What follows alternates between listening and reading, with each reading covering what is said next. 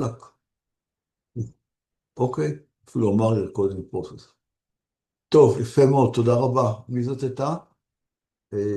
היי, ניצן, ניצן רז. טוב, אז אני אתחיל אה, אני אתחיל את הפתיחה, את שיחת פתיחה. אז קודם כל, כפי שאמרתי לחלק מכם, אנחנו ניפגש פעם בשבוע. אנחנו נפגשים, שנייה אחת, לא יודע איך אני עכשיו, אוקיי, לא ככה, אלא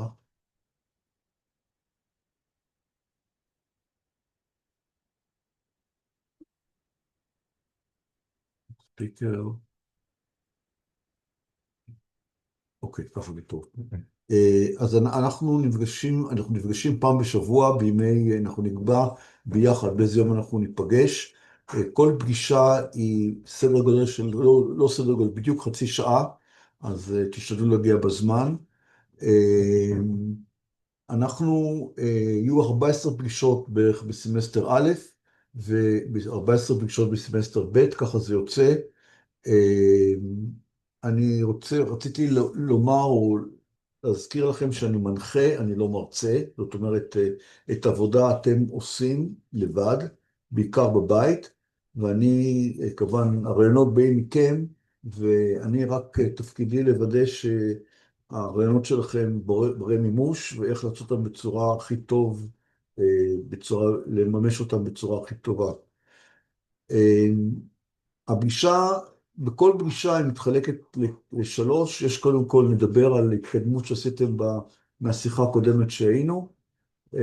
נקבע איזה צעדים אנחנו עושים בשביל להתקדם בפרויקט, ואחר כך נדבר איזה דברים כדאי שתעשו לשבוע הבא בבית. לגבי הנוכחות לפגישות, ההשתתפות עקרונית צריכה להיות מלאה של כל האנשים, אבל אם יש היעדרות בגלל מחלה, מילואים, חתונה, דברים כאלה, כמובן אתם לא תופיעו, ואז שאר המשתתפים כן יכולים להשתתף, ויכולים לעדכן את זה שלא נוכח. מקרים מיוחדים שמישהו בבית או לא יכול להגיע, אז אחד מהם יכול לפתוח זום במהלך הפגישה, ושהשני יהיה שותף למה שקורה. אמרתי חשוב לי שכולכם תהיו, אתם קבוצה לפעמים שעוסקת בפרויקט מסוים, וחשוב לי שכולכם תהיו מעורבים בפרויקט, למרות שלא יושבים ביחד וכותבים את הדוח, אבל לא, אני לא אוהב שמפצלים את העבודה, זאת אומרת, אתה תעשה את התכנון, אתה תעשה את החישובים, אתה תעשה את משהו אחר, זה לא רצוי. רצוי שכולכם תהיו מעורבים בפרויקט, גם אם לא ממש עשיתם אותו, לפחות שלכולם יהיה ידע או הבנה מה נעשה בפרויקט. כדאי להביא מחשב נייד, לפחות אחד, לפגישה בשביל לסכם אותה, וגם בשביל לראות דברים אולי מהפייסבוק, או מה שאנחנו נרצה לראות דרך האינטרנט. אז אחד מכם לפחות כדאי שיביא איתו נייד לפגישה. הפגישה תהיה כנראה בחדר 367 בבניין וולפסון, קומה שלישית. אחרי פעם ראשונה שתמצאו את זה, זה נמצא באיזשהו מסדרון האחורי של הקומה, ויהיה לכם קל מאוד להגיע. עכשיו ככה, הפגישות מתקיימות, דרך אגב, בסוף המצגת, בקרוב השיחה הזאת, אני אתן לכם הזדמנות לשאול שאלות, כל מי שעדיין יהיו שאלות כולו.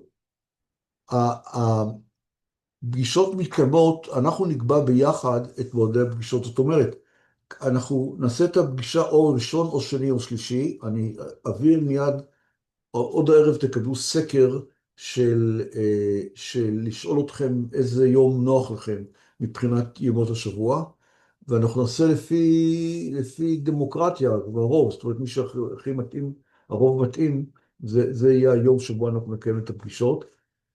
הפגישות בנוסף לכך, הם יהיו מאחת בצהריים עד 5. יש 7 חלונות זמן של פגישות. לאחר שנקבע את יום הפגישה, אני גם אעשה לכם שאלון לגבי איזה מועד מתאים לכם ביותר לקבוע את הפגישה. אה, אתם תקבלו וואטסאפ שמסביר גם את זה יותר לפרוטרוט, אבל השיטה הולכת ככה. אני שואל אתכם, באיזה יום לא נוח לכם לקיים את הפגישה? יום א', יום ב', יום ג', וכל אחד פשוט עונה לי איזה יום לא נוח לו לעשות את הפגישה. שימו לב, לא נוח לו, ולפי זה אני קובע את הימים שהכי כן, הכי פחות לא נוחים לכם, משהו כזה. אף אחד לא יכול להיות שמתאים לכולם אותו יום.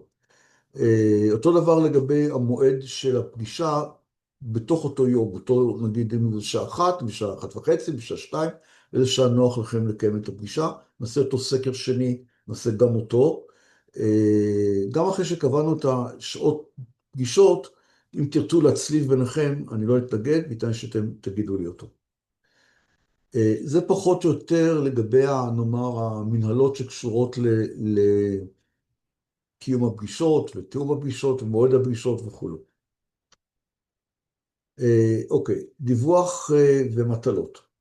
אה,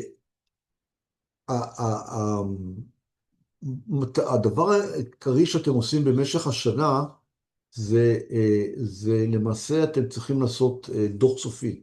יש דוח סופי שהדוח הזה עליו אתם נבחנים ואתם למעשה אה, צריכים צריכים להגיש אותו בהתאם לאיזשהו נוהל שתכף אני אסביר לכם איך זה הולך בדיוק.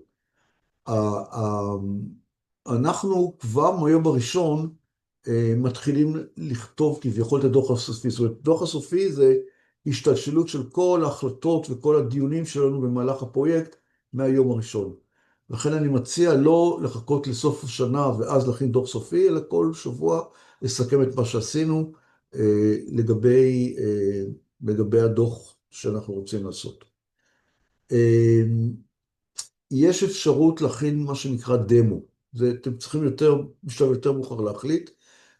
מי שרוצה להכין מדגים לסוף שנה, אתם תקבלו תקציב כספי לזה וגם מדפסת, מה שתרצו, ויש בית מלאכה שתומך בכם בזה, ואתם תוכלו להכין לכם מדגים טכנולוגי שמדגים את מה שאתם רוצים למעשה לבצע. מי שבוחר להכין את המדגים, יש לו איזו הקלה מסוימת במה שנקרא דוח ביניים. פטורים להגיש איזה דוח ביניים, אבל שוב, אלה דברים שנחליט יותר בהמשך. עוד דבר נוסף כך, לפני שאני קצת נדבר על מהות העבודה,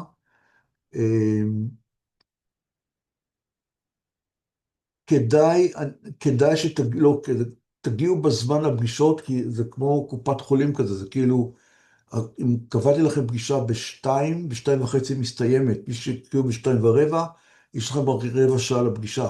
אז לא כדאי לכם לא לנצל את הזמן הזה, אז שתדעו להגיע בזמן, כי זה קבוצה אחרי קבוצה זה הולך. אני מתחשב, אני מתחשב על נושא של עומס לימודים, זאת אומרת, יש תקופות שיש לכם מבחנים, ואז אני קצת מפחית מהמטלות, ואם יש תקופה של יציאה למילואים, אני מתחשב בדברים האחרים שקורים לכם בחיים, חוץ מאשר הגשת הדוח הסופי. לפני שקצת נדבר על העבודה עצמה, יש למישהו שאלות עד פה?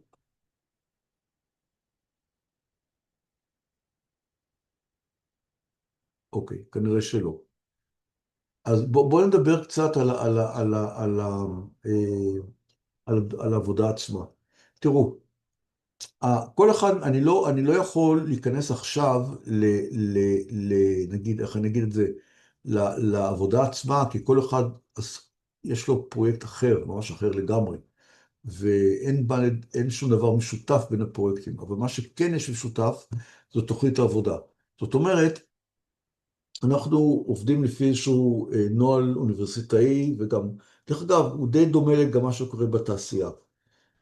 אנחנו את השבועיים הראשונים נקדיש לשתי פעולות שחלקם אתם יכולים לעשות גם עכשיו, מהיום. פעילות אחת זה נקרא רקע תיאורטי.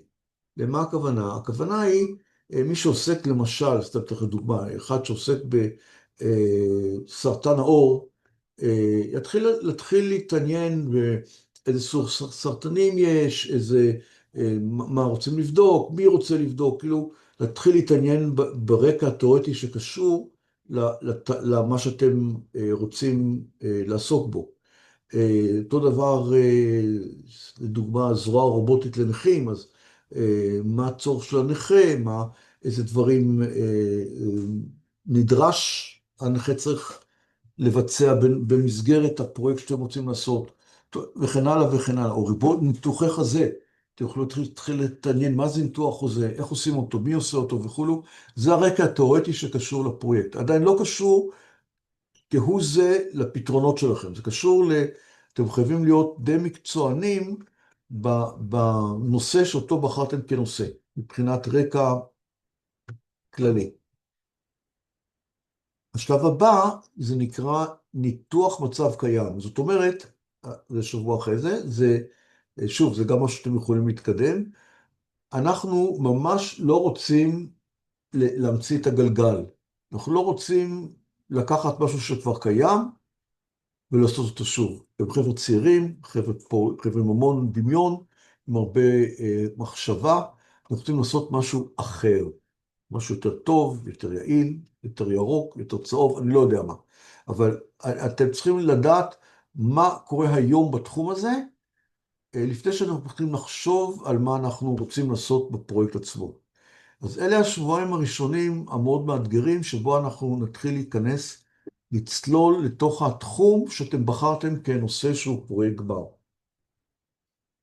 ואחרי זה בא הקטע שהוא למעשה, תתפלאו לשמוע, זה למעשה הצעת פרויקט קוראים לזה. זה כבר מסמך שאותו אנחנו מגישים לפקולטה. למה הכוונה?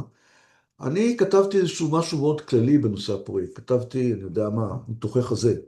איזה ניתוחי חזה? איך עושים אותו? רובוטים, לא רובוטים? עם CT, בלי CT. כתבתי, אני יודע מה, סורק לזיהוי סרטן. איזה סוג סורק. מה בעצם בדיוק אנחנו רוצים לעשות בפרויקט שאנחנו רוצים לעשות אותו השנה? מה? אתם צריכים לפרט, צריכים עכשיו לחשוב לא איך, שימו לב, לא איך אנחנו פותרים את זה, מה אנחנו רוצים לעשות. מתוך התחום הזה שנקרא, למשל, מערכת הדמיה לעיוורים. מה אנחנו רוצים לעשות שם? מה הפרויקט שאנחנו רוצים לעשות אותו? איך אנחנו רוצים לעשות? איזה סוג פתרונות פחות או יותר רוצים לעשות? ואיזה עבודה אנחנו נעשה במהלך השנה כדי לממש את הפרויקט. המסמך הזה נקרא מסמך הצעת עבודה. זה מסמך יש לו שיטת מובנית, הוא גם מופיע במודולו, שבו אנחנו מציגים למעשה את העבודה שאנחנו רוצים להגיש. באופן תיאורטי, האוניברסיטה צריכה לאשר אותו, וזה הולך להיות המסמך בוא נאמר, לפיו אתם תיבדק מודק הגמר. זאת אומרת, זה התחייבות שלכם לאוניברסיטה. זה מה שאתם תעשו במהלך השנה. אני אתן לכם עוד כמה אנקדוטות לגבי ההמשך, אבל אני יכול להגיד לכם בגדול, כי זה לדברים די משותפים לכולכם, זה שלאחר מכן אנחנו רוצים לבנות לעצמנו איזה לוח זמנים, איך אנחנו רוצים, איזה שלבים אנחנו רוצים לעשות בפרויקט, ואנחנו כמובן, הכל יהיה בהנחייתי ובעזרתי, ואנחנו נראה, זה די דומה למה שקורה בתעשייה, אנחנו בונים מה שנקרא גאנט, מפורט לפרויקט. לקראת סוף הסמסטר כבר נגיש PDR, PDR זה למעשה, כבר נכין קונספטים לפתרון, כבר נציע פתרון או אפילו פתרונות שונים לפרויקט שאנחנו רוצים להציע, לפחות 2 או 3 פתרונות, ואנחנו נערוך טבלת השוואה בין כל הפתרונות, איזה מהם נראה לנו הכי נכון, לפי איזו שיטת, שכבר למדתם אותה, שיטה של השוואה בין פתרונות שונים, וכמובן סמסטר הבא מתחילים לצלול לתוך תכן, לתוך תכנון וכו' וכו' וכו'. זה נגמר ולמעשה בדוח סופי, כמו שאמרתי, עם איזה מצגת, ויש בסוף השנה תערוכת פרויקטים, שבו אתם למעשה מציגים את הפרויקט, כולל המדגים, כולל אם אתם עושים מדגים, זה פוסטר גדול, לא יודע אם יצא לכם לראות את הפוסטרים של שנה שעברה, אבל זה מאוד מרשים. זה כבר, הנה אנחנו כבר באוקטובר, שנה הבאה, 2026. לא, סליחה, הגענו כבר לסוף שנה הבאה, זה, סליחה, יולי 2026. זה פחות או יותר מה שרציתי לומר לכם. אנחנו כרגע נעשה, כפי שאמרתי, תקבלו איזשהו סקר לגבי מועדי הפגישות. מישהו שרוצה להצטרף. אנחנו נעשה סקר לגבי מועדי הפגישות. אתם עכשיו מוזמנים לפתוח רמקולים ולשאול שאלות. אם מישהו רוצה לשאול, אני אשמח לענות. אני כמובן, אני כרגע לא עושה שיחת היכרות. בפגישה הראשונה שלי, אני מבטיח לכם, כל אחד אני אתעניין מי הוא, מה הוא, מאיפה הוא בא, לאן הוא הולך, מה הרצונות שלו, מה היכולות שלו, מה השאיפות שלו. אני אכיר אתכם טוב טוב, אנחנו נהיה ממש קרובים במהלך השנה הזאת, ממש. יהיה לנו שנה מאוד מאתגרת, אבל כרגע אתם באמת קבוצה גדולה, ואנחנו, יהיה לנו את הזמן הזה בפגישה הראשונה לעשות היכרות. יש עוד כן. שאלות? כן, אני מריה. אשמח לשאול שאלה. בבקשה, מריה. אה, לקראת המפגש הראשון, אז אמרת שעדיף לעשות רקע מסביב למה אנחנו צריכים את המוצר בכללי בתעשייה ומה עושים איתו, ופחות לפן המדעי, נכון? או כן, שגם למדעי להיכנס? לא בדיוק. אתם צריכים, למשל, מה את עושה? מה הפרויקט שלך, מריה? מנוע פייזואלקטרי. לנכים? מה? לא, המנוע אף הפייזואלקטרי. אחד, כן, כן. אוקיי, תראי, אז במקרה שלך, את צריכה ללמוד את התיאוריה של פיזיואלקטרי, איך הוא פועל, כן, כן, כן. צריכה להבין אותו, מה קורה איתו, איזה גדלים יש, זה הכל, זה מדובר רקע תיאורטי של טכנולוגיה שאותו אוקיי. את רוצה לעסוק בה. אותו דבר כל אחד מכם בתחום שלו, הוא צריך להבין את הרקע התיאורטי של מה שהוא מתכוון לעסוק בו. אחרי זה, שבוע אחרי זה, זה להיות איזה, כן, מה שאלת כבר? לא, לא, כן, הבנתי, תודה רבה. כן, אז זה כמובן, זה לא, אתם עוד לא התחילה השנה, אז אתם לא מחויבים לעשות כלום עד יום ראשון הקרוב. מי שמתנדב ורוצה להיות ככה שקדן, יכול לעשות את זה. ככה, להקדיש לזה מחשבה. השנה כן, מתחילה ביום אוקיי. ראשון. כן, תודה רבה לך. יש עוד שאלות למישהו, משהו? אז חברים, תחכו עכשיו לסקר. יש כאלה שלא בפגישה, אני אשלח לכולם במייל את ההקלטה של זה, של הפגישה הזאת, וגם איזשהו סיכום, גם יש לי איזשהו סיכום בכתב. אז שתהיה לנו שנה מאוד מוצלחת, אני מאוד אשמח להכיר אתכם כל אחד אישית, וכל אחד ואחת אישית, ותהיה לנו אחלה שנה שבעולם. בסדר, חברים? תודה רבה. תודה בבקשה, רבה. ערב טוב, ביי, תודה על ביי ההשתתפות. ביי. ביי ביי ביי. תודה רבה.